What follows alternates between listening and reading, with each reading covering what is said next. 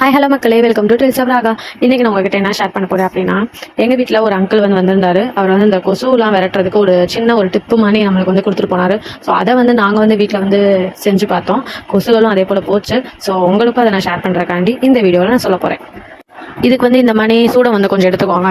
And all out இந்த good night இந்த மாதிரிலாம் நம்ம யூஸ் பண்ணுவோம்ல நம்ம வீட்டில். அப்போ அந்த மிஷின் பார்ட் இருக்குல்ல, அந்த ஹெட் பார்ட், அதை மட்டும் நீங்கள் எடுத்துக்கோங்க. அந்த கீழே எதுவுமே இருக்கக்கூடாது, வெறும் அந்த மிஷின் மட்டும் தான் இருக்கணும். அதுக்கு வேறு எப்படி நேம் சொல்லுவாங்க தெரியல, நான் மிஷின் சொல்கிறேன். எப்பயும் போல் யூஸ்வல் நீங்கள் மிஷின் நீங்கள் ஸ்விட்ச் போடுறதுக்கு நீங்கள் கனெக்ட் பண்ணுவீங்க இல்லையா ப்ளக்கில். ஸோ அங்கே வச்சுருங்க. அதுக்கப்புறம் இந்த மேலே கேப்பாக இருக்கலாம், அந்த ஹோல் இருக்குல்ல, அந்த இடத்துல சூடம் வச்சுருங்க. வச்சு நீங்கள் எப்பயும் போல் ஸ்விட்சை போட்டுருங்க.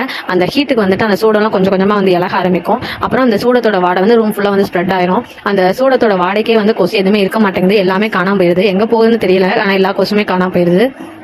சின்ன பிள்ளைங்க இருக்க வீட்டில் கொசுபத்தி சுருளோ இல்லை ஊதுபத்தி டைப்ல இப்பெல்லாம் கொசுபத்தி வருது இல்லையா. ஸோ அதுவும் நம்ம அந்த புகவாடை பிள்ளைங்களுக்கு சேருமோ சேரான்னு சொல்லி பயந்து அதெல்லாம் யூஸ் பண்ணிட்டு இருப்போம் கொசு இருக்கிறதுனாலே. ஆனால் அந்த பயம்லாம் இந்த சூடத்து மூலியமா நம்மளுக்கு போயிடுது. அண்ட் கொசுவும் இது மூலியமா எல்லாமே ஓடி போயிடுது.